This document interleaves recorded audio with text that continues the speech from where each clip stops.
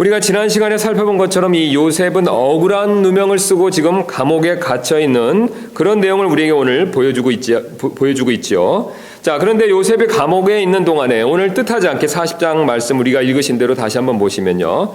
이 파라오의 잔을 맡은 자와, 정확하게는 이제 잔 맡은 자와 그다음에 빵 굽는 자들의 우두머리가 되죠. 빵 굽는 자가 이 실수를 범하여서 감옥에 오게 되었다라는 사실을 말씀하고 있죠. 그래서 1절 다시 한번 보시면 이 일들 뒤에 이집트의 왕의 잔 맡은 자와 빵 굽는 자가 자기들의 주 이집트 왕에게 실수를 범하매.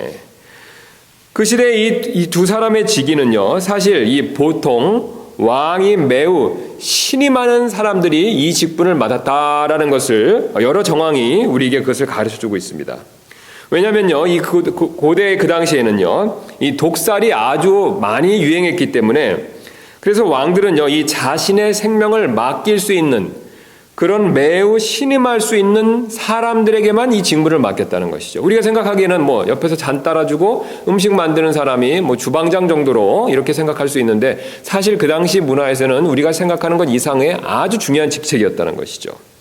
특히 이 잔 맡은 자는요, 왕의 최측근으로 이 왕에게 큰 영향력을 행사하는 인물이었다는 것을 보여주고 있는데요. 그래서 이 왕에게 청탁을 하거나 잘 보이려는 자들은 잔 맡은 자를 통해서 부탁하는 것이 그 당시 관례였다고 합니다. 그래서 그러다 보니 이 정치적인 이해관계가 상대적으로 적은 이방인들이 이 직책을 많이 맡게 되었는데요. 대표적으로 성경에도 그 얘기가 나오고 있죠. 이 페르시아 제국의 이 느헤미야가 대표적인 예가 되겠습니다. 우리 잠깐 한번 이해를 돕기 위해서 잠깐 느헤미야에서 1장 11절 말씀 한번 가서 찾아보도록 하겠습니다. 뒤를 넘기시면 느헤미야기가 있죠. 거기 보시면 이제 느헤미야가 이제 그 1장 1절에 자신에 대한 소개를 쭉 하면서 1장 11절에 이 말씀을 하고 있습니다. 자, 11절 말씀 잠깐 보시면요. 오 주여 간청하건대 이제 귀를 기울이사 주의 종의 기도와 주의 이름을 두려워하기 원하는 주의 종들의 기도에 귀를 기울이시고 원하건대 이날 주의 종을 형통하게 하사 이 사람의 눈앞에서 주의 종에게 궁유를 베푸시옵소서 하였나니 그 다음에 뭐라고 말씀하고 있습니까? 나는 왕의 잔을 드는 자였느니라. 지금 그 당시 페르시아 왕이 누구냐면 그 밑에 나오는 아닥사스다 왕이죠. 아주 유명한 왕이지 않습니까? 페르시아 전성기를 이끌었던 왕인데요. 그래서 이 아닥사스다 왕의 잔 맡은 자가 누구였냐면요, 느헤미야였다는 것이죠. 자, 그런데 이 사람이 얼마나 이 왕에게 높은 아주 두터운 신임을 받았는지 한번 1절부터 보도록 하겠습니다. 아닥사스다 왕 제 20년 니산월에 왕 앞에 포도즙이 있었고 내가 그 포도즙을 들어 왕에게 드리니라. 그런데 내가 전에는 왕 앞에서 슬퍼한 적이 없었으므로 왕이 내게 이르되 내가 병들지 아니하였거늘 어찌하여 내 얼굴에 슬픈 기색이 있느냐.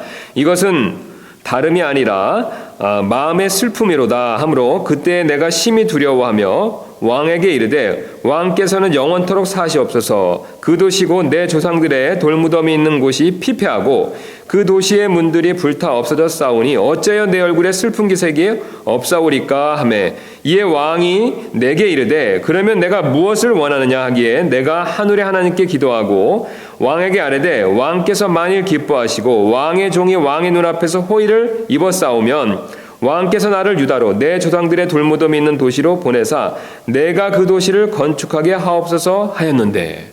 놀랍지 않습니까? 이 아닥사스다 왕이요, 우리 생각에는 일개 잔 맡은 자, 식사나 요리를 담당하는 것 같이 여기는 그 사람한테요, 원하는 것이 무엇이냐를 묻고요. 느헤미야는 이것을 기회 삼아서 어떻습니까?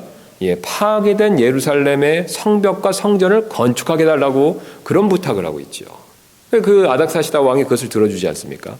그래서 왕 옆에서 상당히 최측근으로서 큰 권력을 행사할 수 있는 사람이 바로 어떤 사람이었냐면 이 잔 맡은 자였다는 것이죠.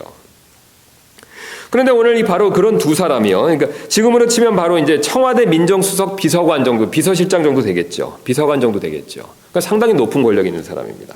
그런데 이 두 사람이 오늘 감옥에서 각각 꿈을 꾸었다라는 사실을 5절이 우리에게 가르쳐주고 있죠. 그런데 문제가 여기 있었습니다. 꿈을 꾸었는데요, 그 꿈을 해석해 줄 사람이 없어서 슬퍼했다라고 말하고 있죠. 6절 다시 한번 가서 보시면요. 아침에 요셉이 그들에게 들어가 그들을 보았는데 보라, 그들이 슬퍼함으로. 자, 그들이 슬퍼하는 이유가 있었습니다. 왜냐면요, 그 당시 사람들은 신들이 자신들의 뜻과 계시를요, 꿈을 통해서 알려준다라고 그렇게 믿었습니다. 그래서 우리가 다니엘도 그렇고 뒤에 나오는 우리 요셉의 파라오의 꿈 해석도 마찬가지로 이 꿈은 그 당시에요, 이 신들이 자신에게 주는 계시다라고 사람들이 그렇게 믿고 있었죠. 히브리서 역시 그 사실을 분명히 말씀하고 있죠. 지나간 때 하나님께서 다양한 방식으로 우리에게 말씀하셨다라고 그 사실을 가르쳐주고 계십니다. 물론 지금은 이제 말씀이 완성됐기 때문에 하나님께서 우리에게 꿈이라는 방법을 쓰시진 않죠. 아주 특별한 경우 외에는 쓰시질 않는데, 물론 그 꿈이라는 방법을 쓰셨을 때도 성경과 맞았을 때만 효과가 있는 것이죠. 자, 그러나 그 전에는요, 구약시대 같이 아직 성경이 최 기록되기 전에 모세가 이 모세오경을 기록하기 그 전에는요, 사실 하나님께서 꿈이라는 방법을 많이 사용하셨다는 것이죠. 그래서 우리가 앞에서 살펴본 대로 어떻습니까? 아브라함, 이삭, 야곱, 다 꿈으로 어떤 계시들을 주셨다라는 것을 우리가 이미 앞에서 살펴본 적이 있었습니다. 그래서 그 당시에는 이게 이제 아주 일반적인 사람들의 인식이었기 때문에, 꿈에 대한 생각이었기 때문에, 지금 이들은 아주 상당히 지금 이 파라오 앞에서 실수했기 때문에 감옥에 갇혀 있는 어려운 상황 가운데 지금 처해 있었죠. 그런 상황에서 신이 자신들에게 어떤 꿈을 줬다라는 것은 그 어려운 상황에서 신이 자신들을 어떻게 구원해 줄 것인지, 구출해 줄 것인 것에 대한 계시를 의미할 수도 있다라고 생각했다는 것이죠. 그래서 그러나 이제 그들이 그 꿈의 내용들을 해석해 줄 사람이 없었기 때문에 그것으로 인해서 매우 슬퍼하고 불안해하는 모습을 보여주고 있습니다. 자, 그런데 아시는 대로 요셉이 바로 그 꿈을 해석해 주죠. 어떤 내용이었습니까? 잠 맡은 자는요, 3일 뒤에 복직이 되고요, 빵 굽는 자는요, 3일 뒤에 처형된다라는 해석이었습니다. 자, 그러면서 요셉은요, 이 좋은 꿈 해석을 해주면서 이 잠 맡은 자에게 자신의 억울함을 호소하고 파라오에게 선처를 베풀어 줄 것을 부탁을 하죠. 자, 사실 요셉의 이런 부탁은 사실 아주 그 당시에 정당한 부탁이 되었습니다. 왜냐면요, 아까 제가 조금 전에 말씀드렸던 것처럼 그 당시 꿈은 신의 계시다라고 믿었기 때문에 그 꿈을 해석해주는 일 역시 매우 중요하게 여겼다는 것이죠. 그리고 그것에 대한 상당한 대가들을 지불합니다. 게다가 그 꿈의 해석이 맞았을 경우에는요, 더 큰 대가를 지불할 필요가 있었습니다. 그 대표적인 근거로요, 이 파라오의 꿈을 요셉이 해석해 주지 않습니까? 우리 다음 장에 나오는데요. 그 다음에 파라오의 꿈을 요셉이 해석해 줬는데 그 해석해 준 내용이 어떻습니까? 정확히 맞았죠. 7년 풍년, 7년 흉년이 정확히 맞았다는 것이죠. 그래서 파라오가 어떡합니까? 요셉의 가족이 내려오는 것을 매우 기뻐 여겼고 그 요셉의 가족들을 매우 후대했다는 것이죠. 환대했다는 것이죠. 왜 그렇습니까? 자, 요셉이 바로 신의 계시를 올바르게 가르쳐주고요, 그것에 대한 대안까지도 신에게 지혜를 받아서 자신들에게 알려줬기 때문에 그것에 대한 대가로서 요셉의 가족들을 매우 후대했다는 것이죠. 그러나 오늘 본문에 나오는 이 잠 맡은 자는요, 이 대가를 지불하기는커녕요, 오히려 요셉을 잊는 그런 배은망덕한 모습을 보여주고 있죠. 오늘 성경은 그 사실을 매우 강조하기 위해서 오늘 23절 말씀 보시면 그가 잊었다라는 내용을 2번을 강조해서 말씀하고 있습니다. 23절 말씀 다시 한번 보시면요, 그러나 잠 맡은 자들의 우두머리는 요셉을 뭐라고 얘기하고 있습니까? 기억하지 아니하고 그를 잊었더라. 한 번만 말씀해도 되는데 일부러 2번 말씀하셨다는 것이죠. 동사를 바꾸면서 기억하지 아니하고 그를 잊었다. 바로 그가 일부러 의도적으로 잊었다라는 사실을 지금 강조하고 있는 것이죠. 여기서 우리는요, 요셉이 또 한 번 이 불공평한 대접을 받는 모습을 보게 됩니다. 우리가 아시는 대로 어떻습니까? 형들에게 처음에 아무 잘못이 없는데요, 요셉은 사실 형들에게 잘못한 것이 없죠. 아무 잘못이나 해악을 끼친 것이 없는데도 불구하고 불공평하게 어떻습니까? 억울하게 노예가 되어버렸죠. 노예로 팔리는 그런 아주 억울한 일을 당했습니다. 또한 보디발의 집에 와서도요, 이 보디발에게 아무 잘못한 것이 없죠. 보디발과 그의 아내에게 역시 아무런 잘못이 없었습니다. 그런데 역시 억울하게 어떻습니까? 지금 감옥에 갇혀 있는 그런 매우 힘든 상황 가운데 놓여 있다는 것이죠. 그리고 이번 역시 꿈을 해석해 준 대가를 받기는커녕요, 이 억울하게도 그런 대가에 대해서 아무런 것을 얻지 못하고 무려 2년 동안 잊혀져 지내는 그런 모습을 우리에게 가르쳐주고 있습니다. 요셉은 지금까지 무려 3번에 걸쳐서 억울하고 불공평한 일을 당했다는 것이죠. 자, 그런데 여기 아주 놀라운 모습이 있습니다. 그는요 지금까지 자신의 형들을 원망하거나 또 보디발에게 분노하거나 또는 심지어는 잠 맡은 자를 욕하는 그런 모습을 전혀 보여주고 있지 않다는 것이죠.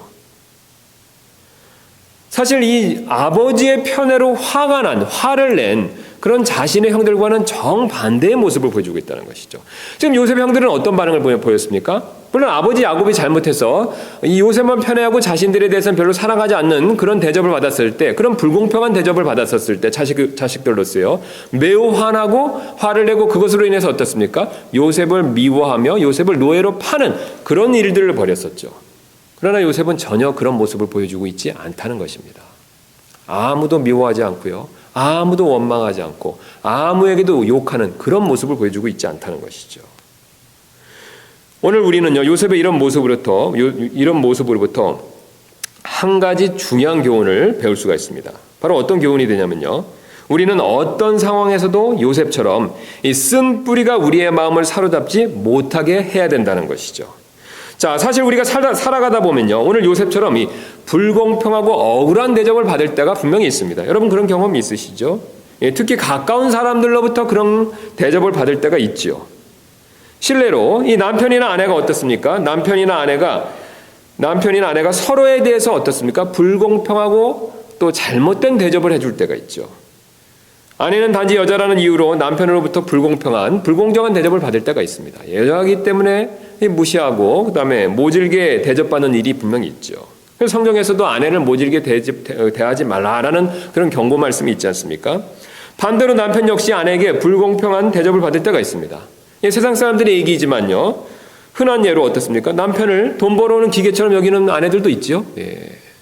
남편으로서 할 일이지만 그 남편으로서 돈 벌어오는 일이 전부는 아니고 그것만을 원하는 그런 아내들도 있다는 것이죠.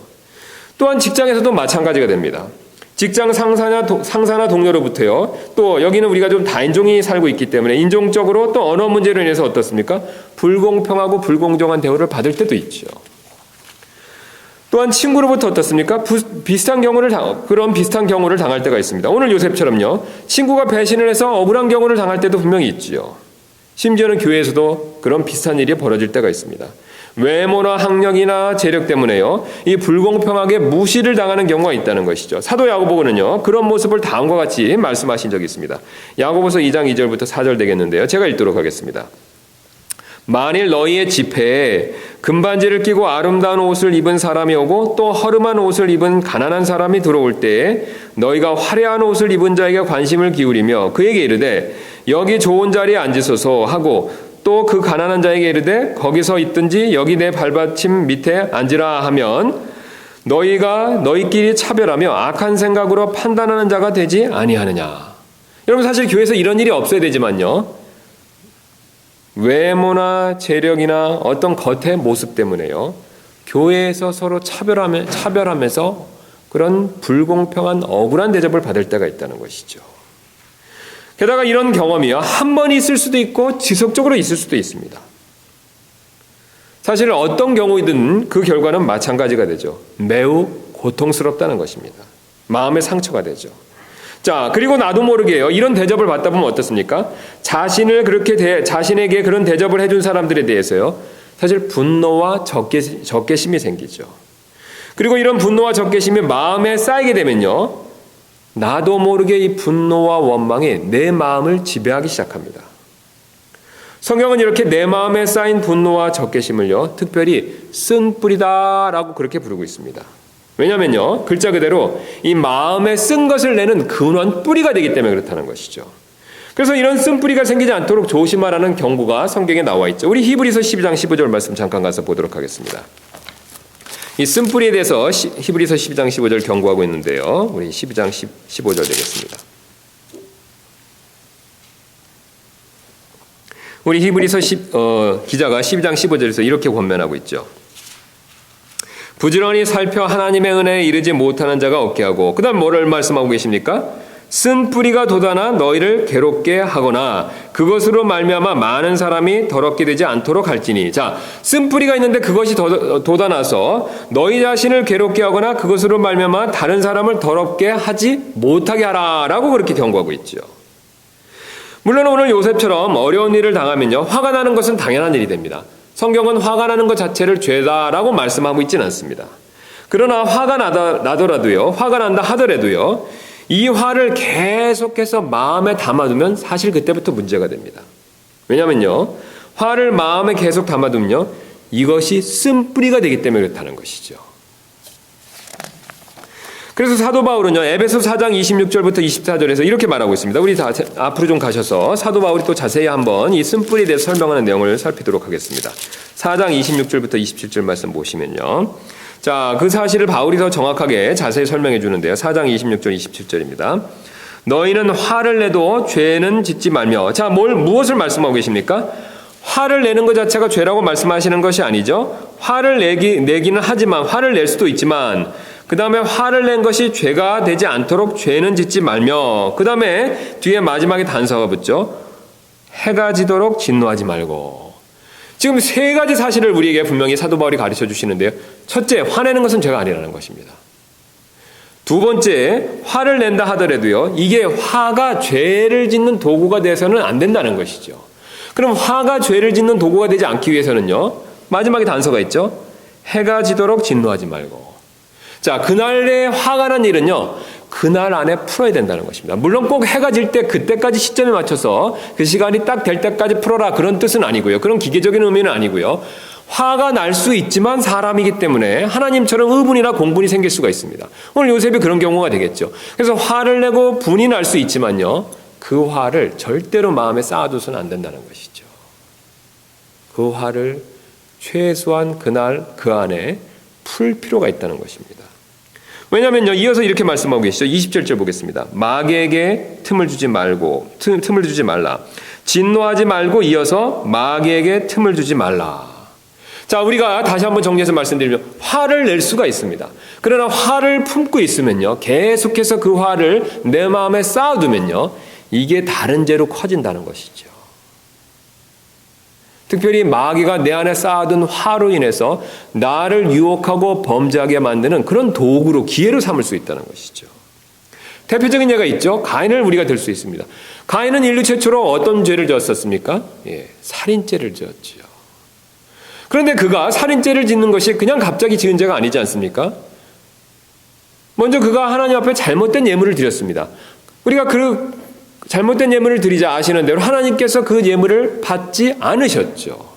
하나님께서 그 예물을 받지 않자 그가 화를 내는 모습을 성경이 우리에게 보여주고 있습니다. 그래서 하나님께서 내가 어찌하여 분을 내느냐라고 이렇게 점잖게 꾸짖으셨죠. 권면을 해주셨습니다. 그러나 가인의 반응은 어땠었습니까? 그 화를 풀고 회개하고, 자신의 잘못으로 인한 것인데 그 자신의 잘못을 회개하고 화를 푸는 것이 아니라 그 화를 오히려 마음에 쌓아두었었죠. 그래서 그 결과 그 쌓아둔 화로 인해서 어떻습니까? 화는 하나님께 났지만요, 그 화를 푸는 대상은요, 바로 자신의 동생 아벨을 죽이는 일을 통해서 더 큰 죄로 그것이 드러났다는 것이죠. 가인은 화를 즉시 풀지 않았기 때문에 그것이 쓴뿌리가 되었고, 그 쓴뿌리가 마귀가 역사하는 그런 통로 역할을 했다는 것입니다. 그래서 화를 계속해서 품고 있으면요, 그것이 쓴뿌리가 되고 더 큰 죄가 될 수 있기 때문에 조심하라고 계속해서 성경은 권면하고 있죠. 그래서 우리가 살폈던 우리 에베소서 다시 한번 가셔서 4장 31절에 나오지 않습니까? 그래서 쭉 하지 말아야 될 덕목들, 그 사항들을 얘기하다가 31절에 이렇게 말씀하고 있습니다. 너희는 모든 쓴 것과, 그 다음에 진노와 분노와 소리 지르는 것과 비방하는 것을 모든 악의와 함께 버리고. 여러분, 지금 31절에 모든 쓴 것 다음에 진노, 분노, 소리 지르는 것과 비방하는 것, 다 공통점이 있죠. 어떤 공통점이 있습니까? 다 미움과 증오와 분노 가운데서 나오는 죄들이라는 것이죠. 그래서 성경은 분명히 쓴 것은요, 진노와 분노, 미움과 관계가 있습니다. 진노와 분노를 내 마음에 쌓아두면요, 반드시 제2, 제3의 다른 죄로 번질 수 있다는 것이죠. 그래서 성경은 우리가 쓴뿌리가 마음에 생기지 않도록 조심할 필요에 대해서 말씀하고 계십니다. 자, 그렇다면 이런 쓴뿌리가 생기지 않기 위해서 우리는 어떻게 조심할 필요가 있을까요? 그 방법은 무엇이 될까요? 자, 오늘 하나님께서는요, 이 요셉의 이야기를 통해서 아주 중요한 한 가지 그 방법을 알려주시는데요. 그 방법은 바로 하나님께서 섭리 가운데 일하신다라는 사실을 볼 줄 아는 그런 지혜가 필요하다는 것이죠.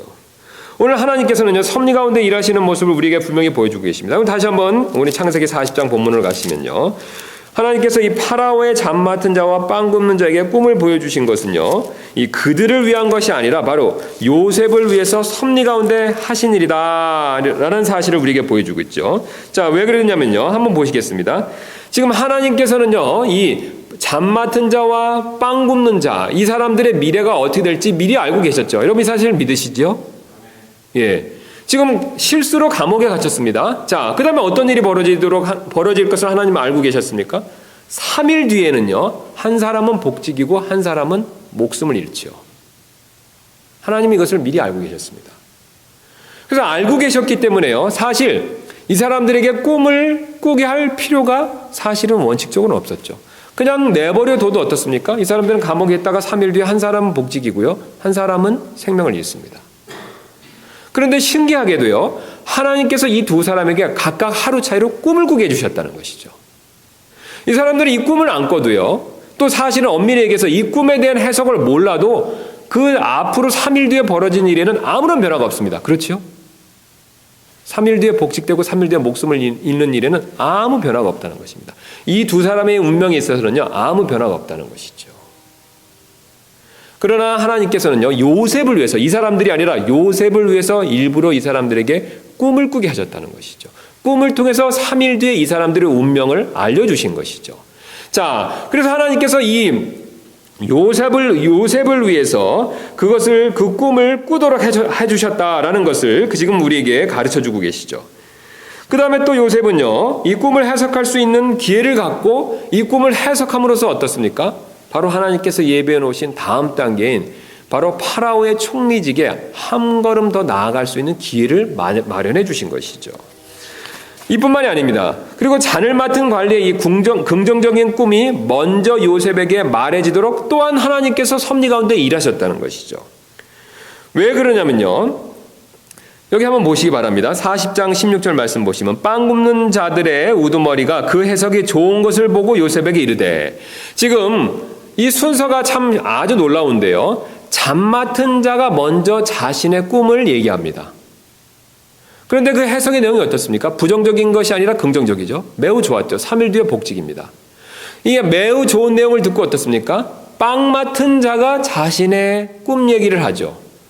그런데 이 꿈의 해석의 결과는요, 그 사람이 생각하는 것과 앞에 사람이 받은 해석의 내용과는 정반대였다는 것이죠. 아주 부정적이었습니다. 그런데 만약에요, 이 빵 맡은 사람이 먼저 얘기했다고 한번 생각해 보시기 바랍니다. 그럼 먼저 얘기했는데 요셉은 정직하게 이게 아주 부정적인 얘기고 3일 뒤에 당신은 죽습니다 라는 얘기를 해석을 해줬다면요, 잠 맡은 자가 어떻게 하겠습니까? 자기 꿈 얘기하는데 주저함이 있을 수도 있다는 것이죠. 그런데 하나님께서 신기하게요, 잠 맡은 자의 긍정적인 꿈 내용을 먼저 해석할 수 있는 기회를 주셨다는 것이죠. 그리고 부정적인 꿈 해석이 이어서 나왔다는 겁니다. 아무것도 아닌 것 같지만요, 우연인 것 같지만요, 하나님께서 이런 순서를 섭리 가운데서 이끄셨다는 것이죠. 게다가 또 우리가 자연스럽게 잘 생각해 보시면요, 먼저 긍정적인 꿈을 해석해 줬기 때문에 어떻습니까? 잠 맡은 자에게 자신의 처지를 부탁할 수 있겠죠? 근데 만약에 반대로요, 지금 빵을 맡은 자가 부정적인 꿈 해석을 받았으면요, 그 다음에 잠 맡은 자가 얘기하기가 어려웠을 것이고, 그 다음에 잠 맡은 자가 얘기하기 어려우면요, 요셉은 부탁하기에는 더 어려워진다는 것이죠. 게다가 그 무엇보다도요, 하나님께서 이들을 요셉에 있는 감옥에 보내신 그 일 자체가 가장 큰 섭리가 되죠.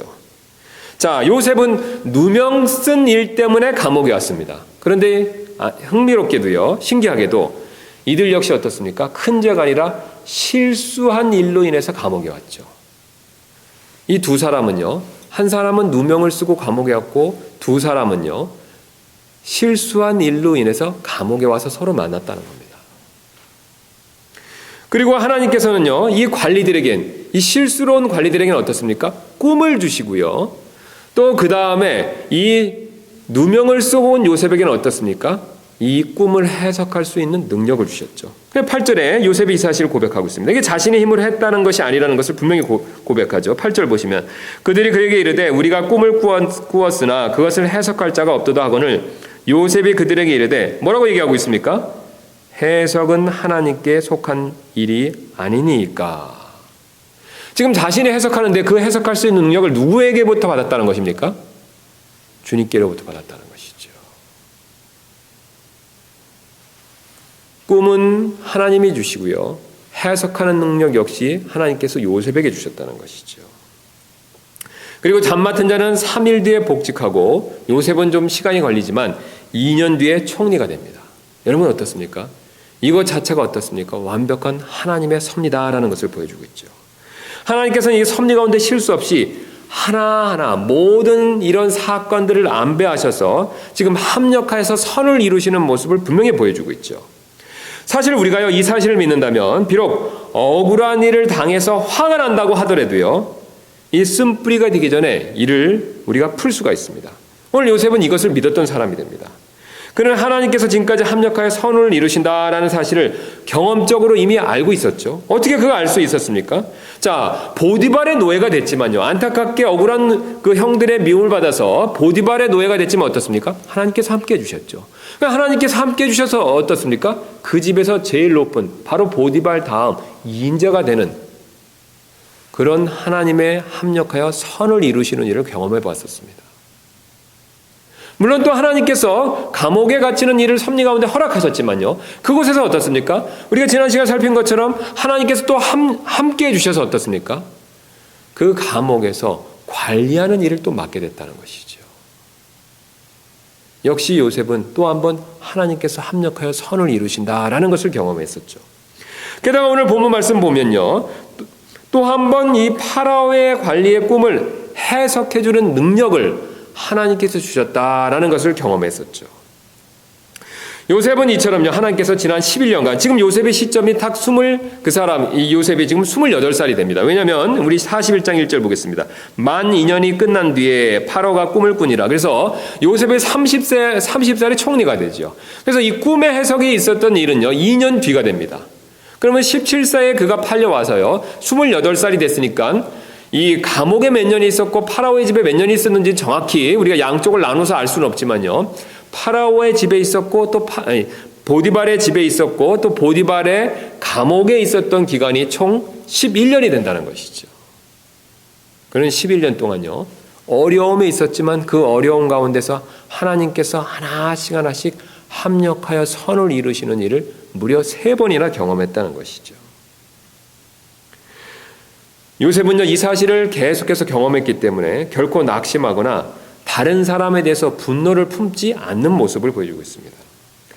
오히려 그는 하나님께서 자신을 단련시키심을 알고요, 참고 인내했다라는 사실을 성경이 가르쳐주고 있습니다. 그 근거로 우리 시편 105편 보겠습니다. 105편 17부터 19절 말씀, 이 사실을 우리에게 가르쳐주고 있는데요. 시편 105편입니다. 시편 105편 17절부터 19절입니다. 여기 보시면 우리 시편 기자가 요셉의 일대기를 정리해서 말씀하시는데요. 17절 이렇게 말씀하고 있습니다. 그분께서 한 사람을 그들보다 앞서 보내셨으니 곧 요셉이라. 그가 종으로 팔렸도다. 자, 그 다음에 18절입니다. 이 창세기는 나와 있지 않은 내용을 말씀해 주십니다. 그들이 그의 발을 족쇄로 상하게 하고 그를 쇠 안에 넣어두되 그분의 말씀이 임할 때까지 그리하였도다. 주의 말씀이 그를 단련하였도다. 여러분 무엇을 가르쳐주고 있습니까? 지금 창세기는 나와 있지 않지만요. 사실 요셉은요, 그곳에서 심한 대접을 받았다는 것이죠. 족쇄와 쇠창살에 갇히는 그런 일을 겪었다는 것이죠. 여러분 그렇지만 어떻습니까? 하나님께서 은혜를 베풀어 주셨어요. 그 안에서 이 감옥의 모든 일을 관리하는 그런 일을 맡았다는 것이죠. 게다가 파라오의 관리의 꿈을 해석해주는 그런 능력까지도 받았다는 것이죠. 그래서 요셉은 이런 것을 경험했기 때문에 뭐라고 말씀하고 계시냐면 그분의 말씀이 임할 때까지 그리하였도다. 주의 말씀이 그를 단련하였도다. 그는 자신이 주님께로부터 단련받고 있다는 것을 분명히 알았다는 것입니다. 여러분 사실 우리 역시 마찬가지가 됩니다. 우리가 내 남편이나 아내가요 나에게 불공평하게 대한다면 이 역시 하나님께서 합력하여 선을 이루시는 과정이 분명히 맞습니다. 여러분 하나님께서 실수 없이 일하시는 것을 믿으십니까? 예. 오늘 주제와 오늘 본문 말씀과 관계돼서요. 요셉은 분명히 어려운 일을 당했습니다. 특별히 억울한 일을 당했죠. 그런데 그 일조차도요. 하나님 손 안에 있습니다. 하나님께서도 그 일도 사용하셔서요, 점점 합력하여 선을 이루시는 과정으로 역사하셨다는 것이죠. 하나님께서는 뜻과 목적 없이 그런 일을 허락하시지 않는 분이시라는 것이죠. 비록 부부간에요, 그런 일이 있다 하더라도요, 어떤 목적을 위해서 내가 지금 요셉처럼 단련을 받고 있을 수 있는 일이라는 것이죠. 우리는 그 사실을 믿을 필요가 있습니다. 남편과 아내가 서로에게 우리가 잘못, 불공평하게, 불공정하게 대화한다 하더라도요, 사실 하나님이 그 가운데서 일을 하신다는 것이죠.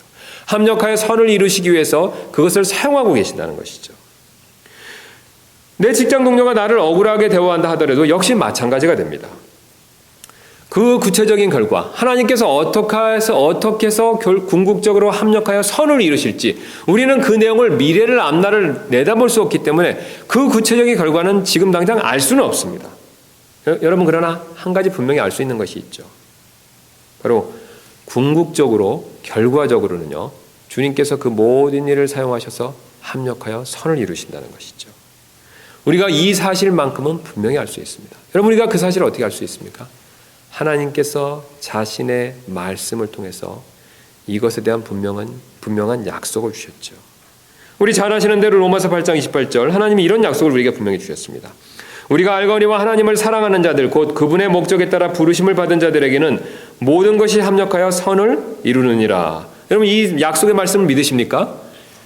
하나님께서 이 약속을 분명히 지키실 것입니다. 하나님은 실수가 없으시다는 것이죠. 이 일을 통해서요, 하나님께서는 영광 받기를 원하신다는 것이죠. 이것을 우리가 믿는다면요, 비록 지금 당장 억울한 일을 겪는다 하더라도요, 그래서 요셉처럼 그런 일을 겪어서 사실 우리가 나도 모르게 화가 날 수가 있지만요, 우리는 그런 일을 나한테 행한 사람들을 이해하고 용서하고 그런 분노와 미움으로부터 자유로워질 수 있다는 것이죠. 사실 근세에 들어서, 우리 현대에 들어서 많은 분들이 이 코리텐붐 여사가 바로 이 현대판 요셉이다라고 그런 말씀들을 많이 하십니다. 제가 그 코리텐붐 여사에 대해서 몇 번 예화를 드린 적이 있는데요, 이 코리텐붐 여사가 이를 실천했던 아주 대표적인 예가 되는 그리스도인이 되겠죠. 잘 아시는 대로 이 코리텐붐 여사는요, 2차 대전 때 이 하나님 말씀들을 유대인들을 숨겨줬다가 나치에게 발견되어서 이 자신의 아버지와 자신의 언니와 함께 이 그 나치의 강제 수용소에 갇히게 되었었습니다. 그곳에서 이제 온갖 고문을 겪고요, 고초를 겪다가 이 아버지와 언니는 먼저 죽임을 당했습니다. 그녀 자신도요, 이 처형을 당하기 일주일 전에 서류상의 착오로 이렇게 석방되게 되는 그런 일이 있게 되었었죠. 그 후에 그녀는요, 이것이 하나님의 섭리였음을 깨닫고요, 이 자신이 겪은 일을 간증하며 복음을 전하는 그런 사역을 시작했습니다. 이게 참 놀랍지 않습니까? 그녀도 사실 일주일 뒤에는 죽게 되었었는데요, 신기하게 이 서류상에 실수가 생겨서 그녀가 그 감옥에서 아주 순순히 풀려나왔다는 것이죠. 그래서 그녀는 나중에 이 사실을 깨닫고요, 전쟁이 끝나고 나서 이 실수를 풀려나는 것을 알고 이게 하나님의 섭리였구나. 자신이 자신의 가족들처럼 다 죽을 수도 있었는데 하나님 나를 살려주셨구나. 왜 살려주셨을까라고 곰곰이 기도하며 생각해 보다가 이 하나님께서 자신을 사용하셔서 복음을 전하는 일을 그런 소명으로 부르셨구나라는 확신을 갖게 됐다는 것이죠. 그래서 그녀는 이것이 하나님의 섭리임을 깨닫고요, 이게 복음을 전하는 사역을 간증하면서 그런 사역들을 계속해서 그런 사역들을 하게 됐었습니다. 특별히 그녀는 이 전 세계를 순회하면서 원수를 사랑하라는 그런 제목으로 간증 집회를 했고, 이 가는 곳마다 많은 사람들이 그녀의 간증과 용서해 준다는 그 하나님의 복음의 메시지를 듣고 눈물을 흘리며 회개하고 주님께 나오는 것을 보고 큰 보람을 느꼈다고 합니다. 자, 그런데요, 놀라운 일이 또 한 번 일어났습니다. 그녀가 한 번은 이 독일 뮌헨에 있는 한 교회의 집회를 마치고 나서 이렇게 사람들과 인사를 나누는 시간을 가졌는데요, 그런데 하필 그곳에서 자신을 고문하고 자신의 아버지와 언니를 죽게 만든 장본인인 그 수용소의 간수장을 그 자리에서 만나게 되었다고 합니다. 그런데 그가 놀랍게 다가와서 이렇게 그녀에게 물었다고 합니다. 하나님이 우리의 모든 죄를 용서하신다는 사실이 정말 놀랍습니다. 당신도 저를 용서해 주실 수 있나요? 여러분 어떻습니까? 우리가 흔히 하는 속담으로 원수는 외나무 다리에서 만난다라는 속담처럼 하필 그 자리에서 원수를 만난 것이죠. 그녀는 처음에는 도저히 그를 용서할 수 없었지만 이 일 역시 하나님의 섭림을 깨닫고 하나님께 마음속으로 이렇게 기도했다고 합니다. 하나님, 저 사람을 용서하지 못하는 내 마음을 다스려 주옵소서. 하나님, 내 마음속에 저 사람을 용서할 수 있는 마음을 주옵소서. 주님께서 이 일을 위해서 저를 부르신 것을 믿습니다. 결국 이 고리된 분 여사는요, 그리스도의 큰 사랑으로 그 사람을 용서해 주었고 그 영혼이 구원받도록 기도까지 해주었다고 합니다. 이 고리된 분 여사는 그때 자신의 마음속에 남아있었던 이 뿌리 깊은 쓰라린 원한의 상처가 치유받았고 그 후로 온 세상에 다니면서 용서와 사랑을 더 담대하게 전할 수 있었다고 이 자신의 책에서 고백하고 있습니다. 여러분, 사실 우리 역시 마찬가지가 된다는 것이죠. 이 하나님께서요, 합력하여 선을 이루신다라는 사실을 믿으면요, 우리는 오늘 요셉처럼 또는 고리된 분 여사처럼요, 이 나에게 상처를 준 사람을 용서해 줄 수가 있습니다. 사실 주님은 이것을 우리에게 원하고 계시죠. 여러분, 사실 우리 주변에 나에게 상처를 주는 사람들이 많이 있죠. 앞에서 제가 말씀드렸던 것처럼 특별히 내 주변 사람들이, 내 가까운 사람들이 그런 상처를 줄 때가 있습니다. 나에게 억울하게 대접해 줄 때가 있지요. 여러분, 그러나 우리는 한 가지 명심할 것이 있습니다. 주님께서는요, 그런 일마저도 사용하셔서 결국 궁극적으로요, 합력하여 선을 이루신다는 것이죠. 우리가 그것을 믿으면요, 사실 분노가 나고 화가 나고 미움이 생긴다고 하더라도요, 에베소서 말씀처럼 그날 이 가기 전에 용서하는 것에 대해서 우리가 분명히 생각해 볼 수 있다는 것이죠. 사실 우리는 이런 지혜가 필요합니다. 그래서 잠언 14장 29절에 이렇게 말씀하고 계십니다. 진노하기를 더디하는 자는 큰 명철이 있으나 영이 조급한 자는 어리석음을 높이느니라. 진노하기를 더디하는 자에게는 큰 명철이 있다는 것이죠. 이뿐만이 아닙니다. 오늘 본문은요, 우리에게 한 가지 더 중요한 교훈을 가르치고 계시는데요.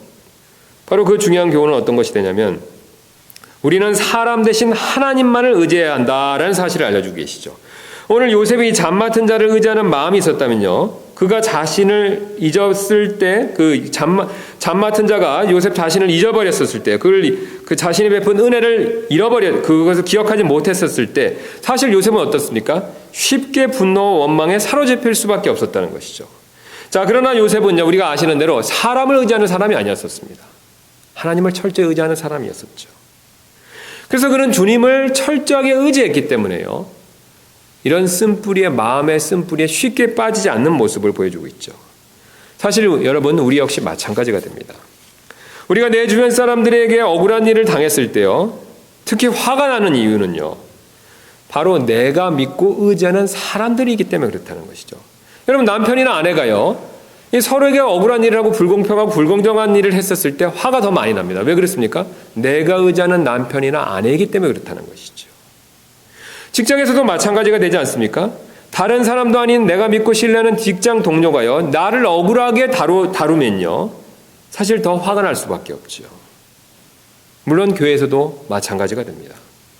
그동안 내가 믿어왔던 지체가요, 나 자신에게 섭섭하게 행동하면요, 나도 모르게 은근히 화가 날 수밖에 없다는 것이죠. 이처럼 우리는 나도 모르게 하나님보다 더 사람을 신뢰할 때 결국은 실망할 수밖에 없습니다. 여러분, 왜 그렇습니까? 사람은 결국 죄인이지 않습니까? 우리가 사람을 미워하거나 의심하라는 뜻이 아닙니다.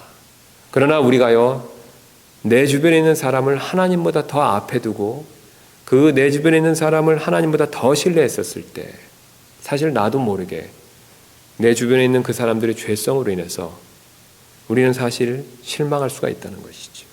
또 그것으로 인해서 실망한 일로 인해서 미워할 수 있다는 것이죠. 그러나 우리가 사람들보다 하나님을 더 신뢰한다면요, 사실 우리가 이런 실망의 문제로부터 자유로워질 수가 있습니다. 오늘 시편 기자는 이 사실을 이렇게 말씀하고 계시죠. 시편 118편 8절부터 9절입니다. 주를 신뢰함이 사람을 신뢰함보다 나으며 주를 신뢰함이 통치자들을 신뢰함보다 낫도다. 에레미야 17장 10절입니다. 주를 신뢰하며 주를 소망으로 삼는 사람은 복이 있나니. 그러므로 우리는요, 오늘 이 말씀처럼 주를 더욱더 신뢰할 필요가 있습니다. 특별히 오늘 요셉처럼 어려움을 만났었을 때 더욱 그렇게 할 필요가 있다는 것이죠. 우리가 사실 이렇게 주님을 더 붙들고 의지할 때요, 우리 자신을 다른 사람에 대한 미움과 분냄의 쓴 뿌리로부터 보호할 수가 있습니다. 오늘 주님께서는 이 사실을 우리가 알기를 원하십니다. 그리고 우리 주변 사람들로부터 억울하고 우리가 또 원치 않는 그런 일을 당했었을 때 그 일로부터 우리의 마음에 쓴뿌리가 생기기를 원치 않고 계시죠. 여러분, 우리가 그런 쓴뿌리가 우리 마음을 지배하지 않기 위해서는요, 우리 사실 주님을 더 신뢰할 필요가 있지요. 또 하나님께서 모든 것을 합력하여 선을 이루신다라는 사실을 우리는 반드시 꼭 믿을 필요가 있습니다. 이 사실을 믿는 저와 여러분들 되시기를 주님의 이름으로 소원합니다.